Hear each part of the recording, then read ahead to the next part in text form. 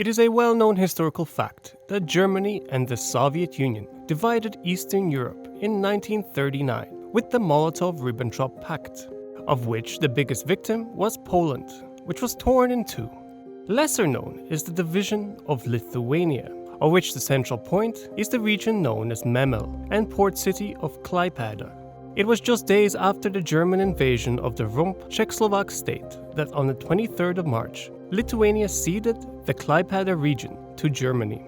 Klaipėda could be argued to be Lithuania's most vital city, even though it's only its third largest in population, and it only became a city of Lithuanians after the Second World War.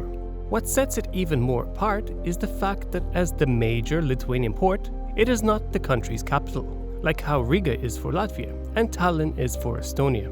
So, why were Germany and Lithuania at odds over Klaipėda before the Second World War? Why is this city so vital to Lithuania? Why is it less known than the Baltic ports of Riga or Kaliningrad? Let's roll. The defining feature of Klaipėda is the Curonian Lagoon and split, at the northern end of which sits the city of Klaipėda. It was the location of this lagoon on the eastern Baltic Sea which made it the ideal location for a port. The 13th century saw an expansion of trade in the Baltic with the Christian world, as the Germanic Knights conquered the Baltics and the Swedes conquered Finland, while the Orthodox Novgorod expanded into Karelia. In 1252, the construction of Memel Castle on the northern end of the Curonian Lagoon marked the beginning of the modern settlement in the area. Trade flourished through the Baltic, making Klaipėda, located next to the Curonian Lagoon's calm water, a perfect stop along the trade routes between the Hanseatic cities of Revel, now known as Tallinn, Riga, Königsberg, now known as Kaliningrad, and Danzig, now known as Gdansk. Klaipėda, despite its ideal location, would not find peace, as the Lithuanians who had succeeded in resisting the Crusader armies would remain a thorn in the side of the Teutonic Order. The castle and any settlements around it would be subject to frequent fighting, while across Eastern Europe, the Mongol armies would attack and pillage everywhere, from Kiev and Poland to Hungary and the Balkans. Klaipėda, known to the Germans as Memel, would stop facing the constant threat of invasion after the Battle of Grunwald and the subjugation of Teutonic Prussia under Poland-Lithuania during the 15th century. In addition, the city would adopt the Lutheran branch of Christianity after the conversion of Prussia's Grand Master in 1525, while Poland remained Catholic. During the Napoleonic Wars, Memel became the temporary capital of the defeated Prussian kingdom, experiencing both economic setbacks due to the continental system blocking trade with Britain and a period of prosperity driven by the establishment of industrial sawmills that exported timber to the British Isles. Following German unification in 1871, Memel became the northernmost city of the German Empire, witnessing the construction of railway connections and a canal, yet facing stagnation in population growth as Königsberg took precedence in economic investment and industrialization. Notably, the city emerged as a center for Lithuanian literature in the Latin script alphabet in the second half of the 19th century, despite being predominantly German at the time. During the First World War, the German-held city of Memel found itself on the front lines, but the German victory in the Battle of Tannenberg prevented Russian forces from posing a threat. However, after Germany's surrender in 1918 and the signing of the Treaty of Versailles, the region of Memel came under French occupation as a protectorate. Meanwhile, Lithuania, having secured its independence from the Russian Red Forces, faced a complex situation. The multi-ethnic city of Vilnius, which Lithuania considered its capital, was occupied by Poland. And despite owning a short strip of coastline, Lithuania found itself practically landlocked.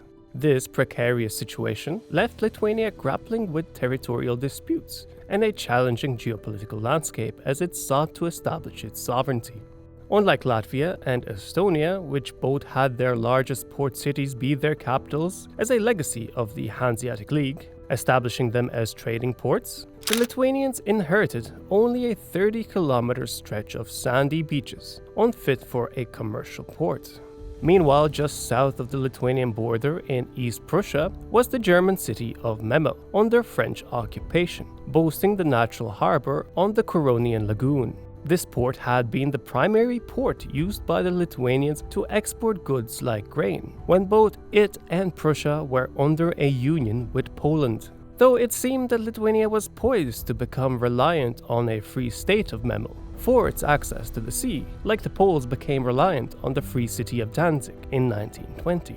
When France became occupied with the occupation of the Ruhr in 1923, the Lithuanian government would spring into action to secure its access to the sea.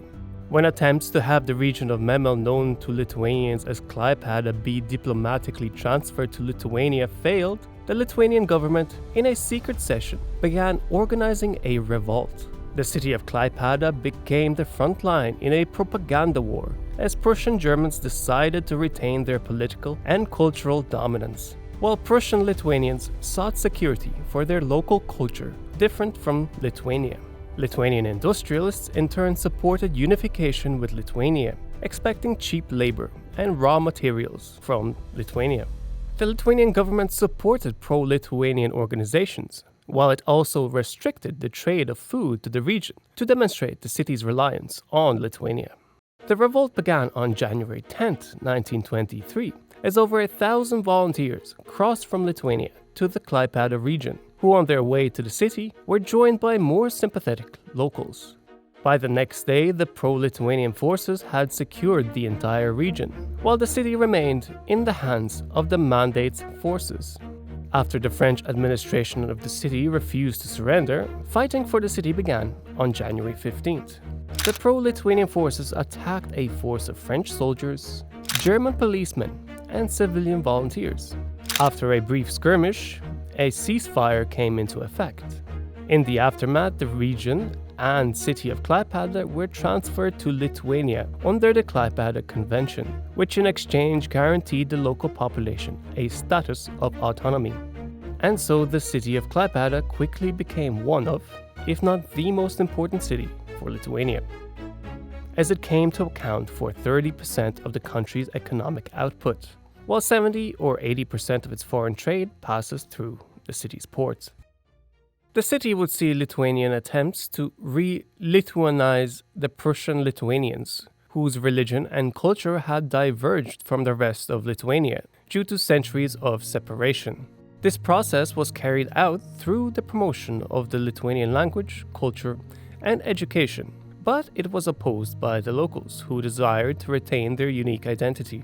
The city would become politically divided as the legislative body of Klaipėda's parliament was dominated by pro-German parties, enjoying supermajorities, while the executive body of the Klaipėda Directorate was appointed by the Lithuanian government.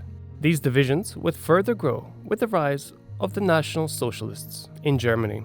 The Lithuanian government would attempt to clamp down on Nazi influence in Klaipėda, but the autonomy guaranteed to the German population under the Klaipėda Convention prevented these attempts from succeeding. On the 20th of March 1939, Germany would present the Lithuanian government an ultimatum to surrender Klaipėda to Germany. Without international support, the Lithuanian government would surrender to German demands, in exchange for the right to use a new Lithuanian free port zone in the city. On October 10, 1939, the Soviet Union and Lithuania, following negotiations in Moscow, signed the Soviet-Lithuanian Mutual Assistance Treaty, in which Lithuania allowed 35,000 Soviet troops to be stationed in the country in exchange for gaining the Vilnius region. And in June 1940, the Soviet forces would occupy Lithuania. Klaipėda would not suffer destruction from fighting, as the Soviet forces would capture the city without resistance on the 28th of January 1945, as almost the entire population of the city had fled prior to the advancing Soviets. The city was then integrated into the Lithuanian SSR, and it would see the construction of shipyards, dockyards, and a fishing port. The population of the city, thanks to this investment, would double its pre-war population by 1959, and by 1989 the city had grown to have over 200,000 inhabitants. Initially, the city would see a large influx of Russians, similar to the nearby city of Kaliningrad, but following the death of Stalin, the city would see an influx of Lithuanians instead. The city had become over 50% Lithuanian by 1959, and their percentage would continue to grow to over 80% today. However, the city also hosts one of the largest Russian-speaking populations in Lithuania. For most of its time under Soviet rule, Klaipėda's importance was limited to its economic value, as Soviet strategic goods were transported to East Germany through the Klaipėda port. Klaipėda today is the third largest city of Lithuania in terms of population, while being arguably the most economically important due to granting Lithuania access to the Baltic Sea. The city's port is also a significant stop for cruise ships, with it having surpassed Riga in number of visits in 2014. Where it has traditionally been a German city, while Germans and Lithuanians coexisted there, today it is clearly a Lithuanian one, following the evacuation of the Germans during the last years of World War II. It was the center for the production of illegal Lithuanian literature prior to the First World War, while today it acts as the cultural and educational center for Western Lithuania, with multiple educational and cultural institutions present in it. Additionally, the Klaipėda Sea Festival draws people from across Lithuania and beyond to celebrate the city's connection with the sea. Next, watch my video on the not-too-distant city of Kaliningrad. And this is my Patreon map. Everyone on this map is a legend and supports the channel directly. I'm massively grateful. Thank you all. Geoperspective out.